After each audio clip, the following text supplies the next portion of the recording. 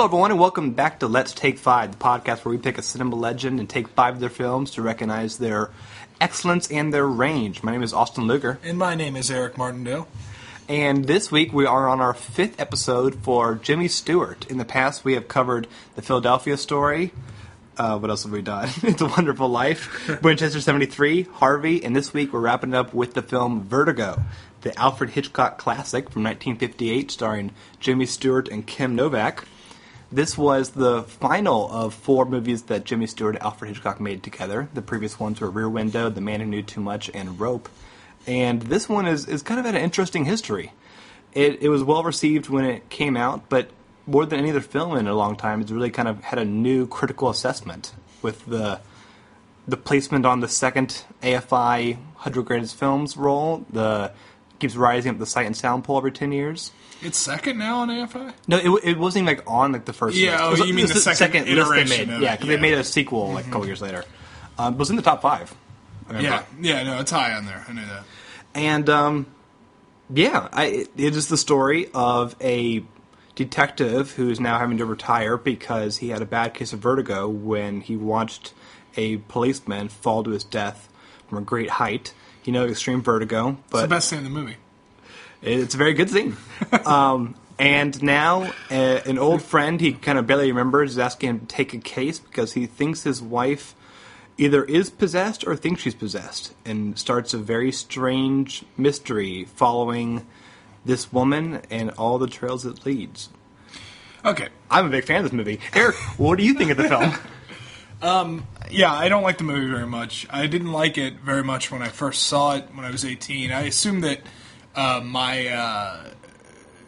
don't think it was 18. It was a little after that. But I assumed that my taste hadn't quite been honed yet. Because there are movies you see when you're younger and you go back and you revisit it. Like, I'm confident I wouldn't have liked The Godfather as much as 14 as I did at 18. Sure. And so on, and that sort of thing happens. And I kind of expected the same thing to happen with Vertigo. I am a Hitchcock fan. There's movies of his I absolutely adore. North by Northwest, Rear Window, Psycho, Frenzy. There's a bunch of movies of his You love Frenzy? Yeah, I like Frenzy cool. a lot. The movies that I really adore. This is not. It's just not that movie for me. And for a long time, it was kind of the monster under my bed as far as movies go, because it's not fun to not like a movie that everyone adores. Oh, absolutely. It's not a fun feeling. It's isolating. It's isolating, yeah. And you feel like when you bring it up, you feel like you're being a contrarian. And the fact of the matter is that just the movie doesn't really do much for me. I'm bored through most of the film, which is not necessarily a bad thing. I mean, my favorite movie of all time is boring. So we'll save. Should I say it now? I think we should wait till we actually do the movie. Okay. Tease, we might be doing it within the next 10 films. Yeah, we may be. So that happens to me. That happens to me, and it's not something that always really gets to me. But for some reason, this movie, I wasn't really interested in the characters all that much, and the plot really meanders for me. And then the plot is just a big dupe. It's going to be because it's Hitchcock, and I felt like the twist in this one was unsatisfying because the plan for the villain was completely unrealistic, and it was not something you could actually guess. Like it's just this really sort of really freaky like mousetrap type bizarre twist that just doesn't really do anything for me. So the meandering for me didn't really pay off. And the one scene that I pointed to the most is when Jimmy's backdooring his friend and he's fallen in love with this girl, Kim Novak. Is like when they go on a drive and then they just go to Sequoias National Park. Why? So much of it, I just don't know why. I feel like you could have cut 30 minutes out of the film and it would have been better. I think the reason why I like this film so much, and actually I'm now putting this in my kind of top 5 Hitchcocks, is the moments like that. This is a psychological exploration more than any of his films, even something like Psycho to me, because Hitchcock, and a lot of people have started to say that this is actually him starting to question his own like impulses and whatnot. It's really looking at how damaging your own brain can be to you. And I think Jimmy Stewart's performance really affects that, because at the beginning, after the catastrophic scene of him on the rooftop, it's just a very charming scene with him and his friend. It's very great banter that you've seen in maybe his films and whatnot. Reminds me of the Rear Window. Stuff Absolutely, with Grace Kelly. yeah. Just it's very charming and whatnot. It's the Jimmy Stewart that we know. And then as he takes this case and as he becomes obsessed, you're starting to see not only what obsession can lead like and what the brain could possibly do to, as he's questioning whether it can even like I said, the past can take a hold of someone. But it's all tied in also with the idea of vertigo. It is, the heights themselves are not threatening, it's what the mind is doing to the heights. And as they just kind of keep delving further into it, Jimmy Stewart's character becomes overtaken by these irrational and almost scary impulses in his brain. And he becomes a really threatening and unpleasant character by the end. And is still the same person. It's like, even the nicest person in the movie can have these fetishes, these obsessions that can lead to really unexpected behavior that they almost didn't know they can accomplish. Yeah, no, it's that's definitely there, but it seems like it's only pulled out whenever it's convenient to do so. Like, okay, so like he follows her around to figure out what this possession thing is, and which ends up being sort of like almost like a red herring, but it's not. But there's so much focus on the fact that she's actually becoming this dead woman and being possessed by this dead woman that if that were the actual case, I probably would have found the film more interesting. It's just him following her around and then getting obsessed with her, and then this when it's convenient to throw in, oh, yep, he's scared of heights. They sort of drop that in there. The mental break comes after 30, 40 minutes, maybe even an hour of kind of nothing. I mean, I know what it means is he's been losing his mind as this hour sort of progressed, but there's no little nuggets in there leading up to that point. He just kind of snaps, and I feel like that's probably more satisfying once you know the plot of the film and you can figure that out. But you're not keeping tabs on the psyche of Jimmy Stewart because you actually believe that she is being possessed by a dead woman. So you're waiting for that to happen or that to come to a head, and you're completely missing what is actually happening, which is Jimmy Stewart losing his mind. But he's agreeing with you, so you're following the arc he's having, because I think even within the first half, the really playful banter he has with Midge in the beginning, you never see that really replicated again. The more he gets into this case, the more he's kind of drawn into this. And I really like what the role of what Kim Novak has to do, because with this kind of really strong two-act story, both of them are having her being very strongly directed. I mean, again, people have theorized this is also Hitchcock thinking about how he treats his actresses and whatnot in films. In the first half, you have this woman's husband directing her to be this, old dead woman and whatnot, doing all these kind of things and whatnot. In the second half, it becomes Jimmy Stewart who is obsessively directing her, and you never actually get to see her truly be herself, except for a few moments where she still has to lie to him of who she is. And ultimately she gets no personality and she almost gets no identity, and that's where she just loses her mind as well, because she doesn't have a handling of her own mind. Yeah, she was actually my favorite performance in the movie. She's very good. I liked her more than Jimmy Stewart in this movie. I thought she played the duality well, because she essentially is playing three characters. Because she's playing herself when she is herself, then she's playing, sort of like the Lady of the Night, and then she's also playing the revered wife too, but also playing the person possessed. So she's essentially doing like four different characters in this film. Yeah. I thought she did a really good job.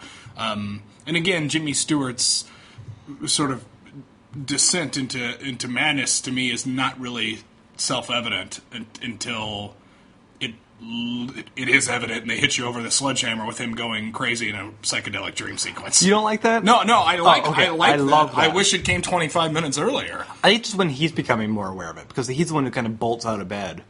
Vertigo's not actually a thing in this movie, though. That's kind of like, again, kind of a red herring, because But I think it's a symbol of what all the brain can do, and you just kind of always being like. You're walking the edge and you just kind of feel uneasy about what is safe, what is not. He's consciously aware of his break, though. Yeah. And to me, that makes it even less satisfying, because he's not... What's that... Like, what does Lucy say in Charlie Brown Christmas Special to Charlie Brown? If the fact that you know you need help means you're not too far gone. Like, he's almost... It's like he's deciding to be broken. And if that's the choice, that's fine. Yeah, I think that's what's disturbing about the second half, is because after the dream sequence, What is the second half to you? Like, how do you divide up that film? Because... Basically, the two lighthouse scenes. Okay. Yeah. And lighthouse scene number 1, yeah. and now second act. Okay. After one woman dies. That's pretty far into the movie, is Yeah. what I'm saying. Yeah. Like that's probably... The movie's probably 2 hours and 10 minutes. I'm guessing that's probably an hour and a half into the movie, if not further. I'm not saying that Hitchcock was good at fractions. No, I'm just saying that, like, I like that second half better, because, like, again, the themes of the movie are more self-evident. The fact of the matter is, you're following around Kim Novak thinking she's possessed, but she isn't. I mean, she's not. That it literally is meaningless, and it's the most ridiculous plot. It's okay. Imagine the conversation that he had with this girl. I'm going to pay you money to act like you're this dead woman, and you need to go here and here and here all day. And one day you even need to attempt suicide. And I really hope my friend jumps in and saves you. And then we're going to all bring you to this lighthouse where I'm going to throw my wife off the side. And then we're going to get lucky and he's just going to walk away and not actually pursue what actually happened, because if he sees the dead body, he'll know it's not her. That's ridiculous. Yeah.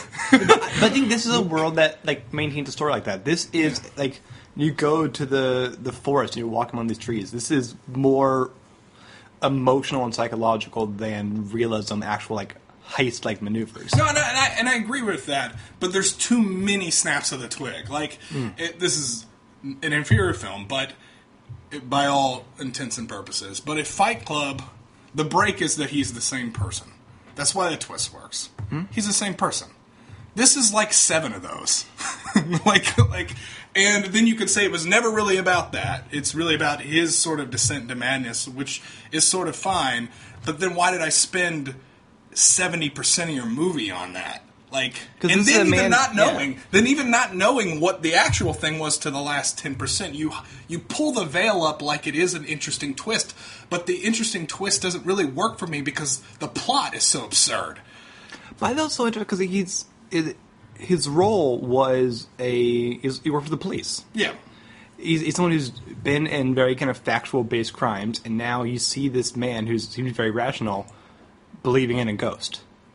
And we're watching him question himself, and what's more upsetting is that now that once he kind of knows the truth by the end of it, in the second act of it, he is embracing elements of personality that like one shouldn't. He's going against some of the irrational behaviors, and what he's doing to her and making her replicate essentially now another dead woman. This is a fictional dead woman who was her, but Jimmy Stewart in those scenes is so eerie, and we got to watch him play a tough guy. He's great in the Western a few weeks ago.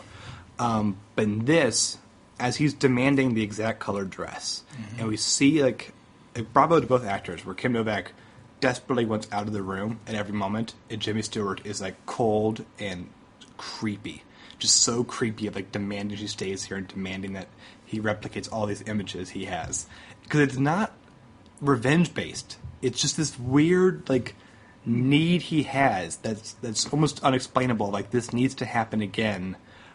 He's not torturing her. He's like demanding the image again. Okay, and that's creepy. And it's so unsettling. That's like the best part of the movie. But so there's two things that I think kind of weird here, and I'm going to forget one of the points. But okay. He's a guy who's based in, I mean, he's factual. He's a just the facts man person. You would agree with that. His good friend, who devises this ridiculous plan to dupe him into believing in a ghost, picks the...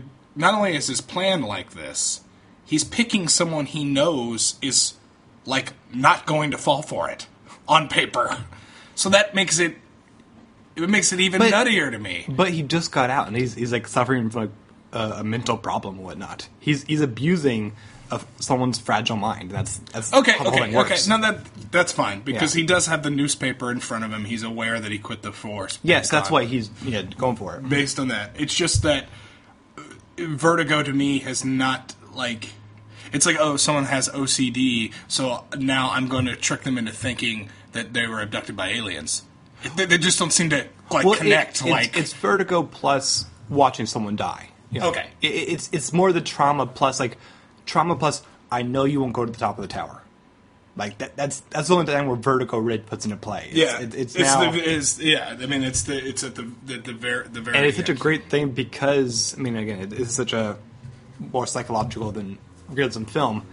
The idea that he won't go to the top of the tower and he's like stricken by his own inability, that thing has been like actively annoying to weak of a word, but like it's been this damaging failure on his part, and here it's happening again now that the woman he's obsessed with, he sees her fall again. It's essentially it's a exponential trauma now, and it just keeps on the breaking point of entirely psychological. He's not getting physically more hurt. In fact, at the end, he's taking the corset off. In the beginning, he's taking the corset off. He's not physically having problems, but mentally, he's being all over the place. It is utter madness what Hitchcock is creating. I guess if you could just keep the focus on Jimmy Stewart, it does work. It closes off. And Kim Novak, again, she's has to great. play. Yeah. Well, she has to be, because if she isn't great, the plot can't work. Yes. Literally it can't. It's not good enough on its own. I mean, in emotion and feeling and pathos, it's there, but in the actual plot is what I'm talking about. That's my issue with the film. It's not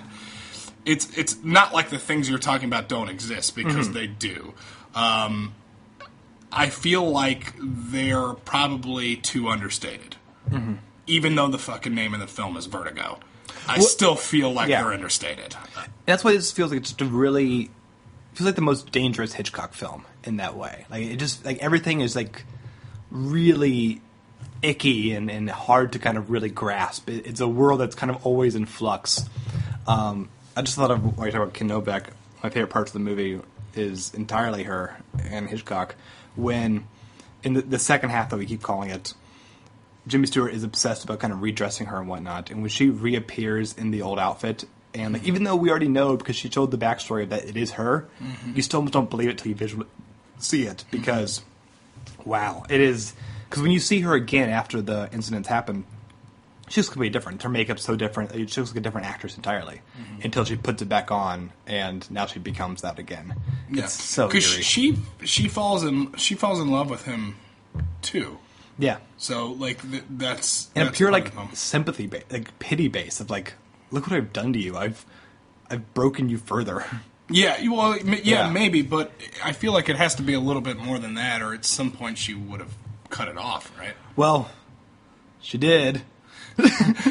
When she jumped out the window. Well, yeah, but she after he yanked her up to the to the top of the tower. I feel like it was so much guilt that she had. Like it was overwhelming guilt that, because again, it's very weird Hitchcockian tale because she wasn't pushed, she jumps. That was odd for me too. It's mental issues going on where it's the ringing of the bells, just the chimes of divination. Okay, so yeah, at the very end, he drags her up to the tower. We don't know if he was going to kill her. I think he just wanted her to confront it. Yeah. Like, I think like he wanted her to be in the same boat as him of like, look at this. Yeah. Like, I all I can do is look at this. I don't know how else to process this, but to keep staring at these things. And she goes up with him, not by her own. He yanks her up the stairs. They go to the top of the tower where the other woman that was killed, that she was body doubling for. He is so terrifying in the car ride there, where like she recognizes the didn't go the right way. Yeah. He's like, one more thing. Yeah. I'm just going to one more thing. Yeah. And it is like serial killer creepiness. He's great. I wish it came earlier. But so they get to the top of the tower, and they're there, and a nun comes up. Bell gets rung. She jumps off the top of the tower, and the scene is fantastic. I mean, it's definitely a weird sort of left up to interpretation type of thing because there's so many different things going on here. Did she jump? Was she frightened and fell? Did she want to fall? Was he going to throw her off? There's a bunch of different things that you have, and I really like that it built to this climax. But if this were kind of the story of two movies, which you get like Psycho, which is essentially two films in one. You have her stealing the money, and then you have Norman Bates. This is him following a woman who's possessed by a woman who's long since died, and then the sequel to that. Like that's what it feels like, sort of in one package. I enjoy the sequel. I didn't enjoy the manipulation because I knew that this was going to have a twist because it's Hitchcock, or I know that it's going to have a twist because it's Hitchcock. I know that, or then you find out that what you've been following really didn't matter as far as the actual plot of what was happening. And I just feel like that's kind of a hostile play against the audience, particularly when I know you're Alfred Hitchcock and you're going to throw a twist. Well, I think it's hostile against everybody. I mean, there's no happy scenes in this movie except for him and Midge at the very beginning. Well, I don't mind them not being happy scenes, but I don't like getting invested in a film a certain way and then you pulling the rug out from under me when I always knew you were going to. Like, it just seems I don't know, it seems like you went to the well too many times with Vertigo, which I know, like, who am I to criticize Alfred Hitchcock? And also this film, because this is slowly rising the ranks as not only what people think is Hitchcock's maybe his best film, but one of the greatest films ever made. But it just doesn't do it for me. I've tried it. I'm trying it, man. What's wrong with me?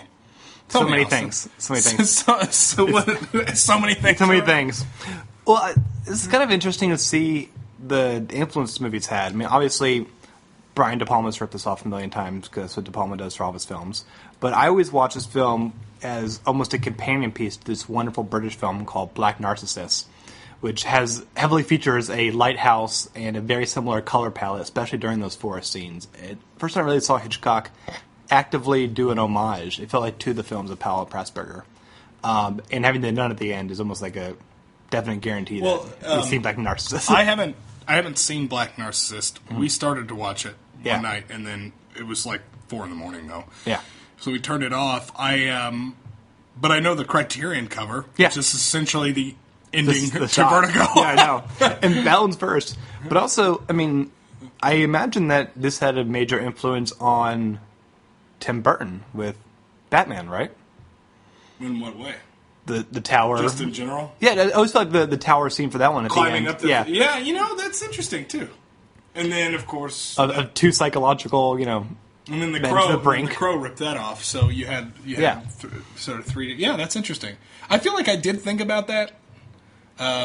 Especially... Is there a clothing item or something that falls while he's walking up the stairs? Yeah, I think so, in the middle. Yeah, that happens in Batman. Because the Joker kisses the shoe and drops it over the side, and then Batman sees it fall to the ground. So, I don't know. What's wrong with me? Why doesn't it appeal to me, man? I don't know. I think maybe you watch it again, because not like I'm not saying that you're wrong and you watch it again. It's more of like you're now Jimmy Stewart in the second half of you're mad that they did this to you. And you need him to confront it. Yeah, I'm going to pull this movie up to the top of the tower and then throw it off. But if you watch it again, then you'll be like the people on the outside going, like, look what's happening to him. It had been a long time since I had seen it, and I feel like that. I mean, I remember the ending, but I feel like it is better to watch down a second time, probably. Yeah. There's a lot of build-up.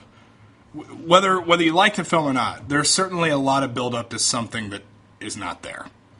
And Jimmy Stewart, it's one of my favorite performances of his. I think he's just incredible. And during those early sequences when he's just not fully understanding what's going on, but you can see how he's being mesmerized, and the film films these sequences as an extension of what he's seeing. Those with the trees. I mean, the shot is so high. You're seeing so much of the trees, and you're just kind of built into this world. And her outfit always, like, remember, like, she's wearing like a lot of that green, right? And the world kind of affects that. Like, we're seeing kind of a curated thing where, like, he's seeing this make sense, and you're believing that the more he, like, because he's a very chatty guy at the beginning, but once he's, like, by himself, he's not, like, having an audience. He just can't look away in a very, like, normal way at the beginning that just keeps getting more unsettling. And, like, it's hard for him to start to even explain it, like, when he pulls out of the water, fully understanding what he was even doing there. Okay, so the two big tenets of drama here are plot and character.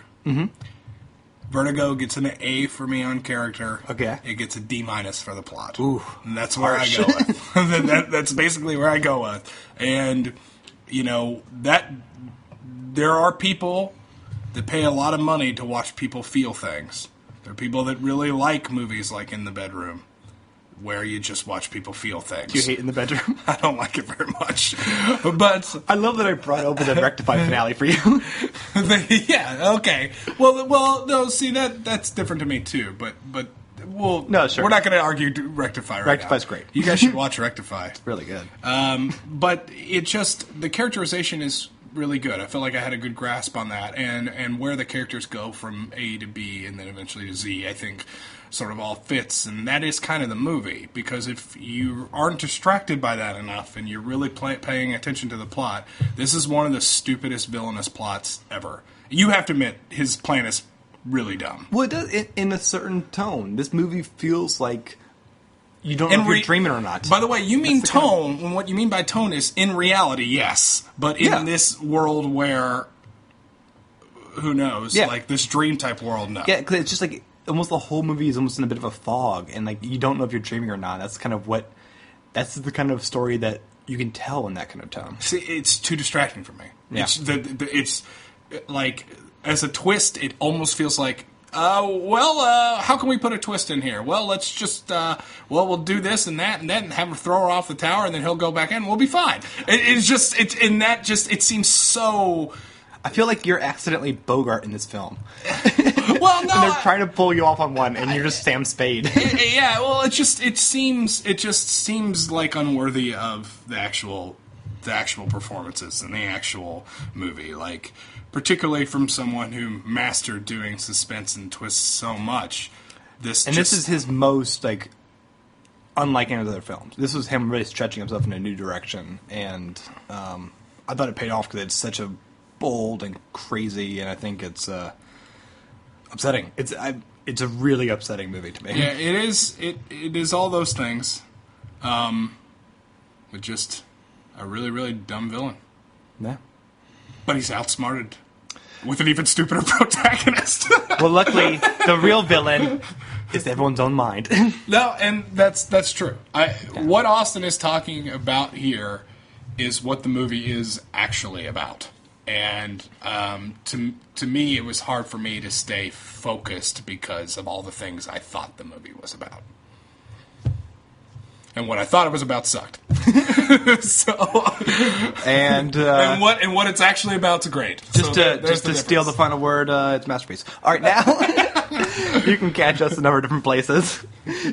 You can go. I can't win this argument. It's Vertigo. It's literally Vertigo. It's okay. We're gonna. I guess tease for the next 10 episodes. I'll be on the other shoe. So get excited for that one. Yeah, it's true. Anywho, you can find us in a number of different places. You can go to theartofmoral.com, leave a comment under this episode or any other episode. Let us know what you think of Jimmy Stewart, Hitchcock, Vertigo, or anything else we've covered. Or you can email us at letstake5@theartofmoral.com. You can follow us on Twitter at @theImmortalsPod. That is the Twitter account for all the podcasts on The Art Immortal, including The Immortals, the podcast I do with myself and 4 others, where we review the 1001 movies, albums, food, songs, children's books, and TV shows you must consume before you die. Yesterday's episode had the 3-hour Japanese documentary, Tokyo Olympiad.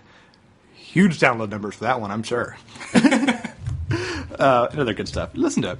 Also, a podcast on the network is Ad Absurdum, the new legal podcast, where Sarah Stout and Meredith are two lawyers who are going to take fictional products and tell you the real law behind them. First episode is about Minority Report, and the first episode is called The Spiders Can't Have Tasers. Where else can we find you, Eric? You can find me at Constant Diversion. That's my YouTube channel. Working on a video right now for The Last of Us, which was the game that came out a couple years ago, and most people think one of the greatest generational masterpieces of all time. I'm going to spend about 8 minutes in that video telling you why they're wrong, and then another 8 minutes telling you why or how, I guess, rather, it's still unbelievably great. So if you're mad at him about Vertigo, check out this video. But keyword is great. Yes. Last of Us, still great. Yes. Vertigo, great. Not so good. You can catch us now next Wednesday, where we're going to wrap up Jimmy Stewart and announce our next 5. Until then, I'm Austin Luger. I'm Eric Martindale. Bye, everyone. Bye-bye. This is where it happened. And the two of you hid back there and waited for it to clear, and then you sneaked down and drove into town. Is that it? And then, you were his girl, huh? Well, what happened to you? What happened to you? Did he ditch you? Oh, and Judy, with all of his wife's money and all that freedom and that power, and he ditched you. What a shame. And he knew it was safe. He knew you couldn't talk. Did he give you anything? Yes, and money. And the necklace. Carlotta's necklace. There was where you made your mistake, Judy. You shouldn't keep souvenirs of a killing. You shouldn't have been... You shouldn't have been that sentimental. I loved you so, man. But I was safe when you found me. There was nothing that you could prove. When I saw you again, I couldn't run away. I loved you so. I walked into danger and let you change me because I loved you and I wanted you. Scotty. Oh, Scotty, please. You love me now. Keep me safe. Please. It's too late. It's too late. There's no bringing her back.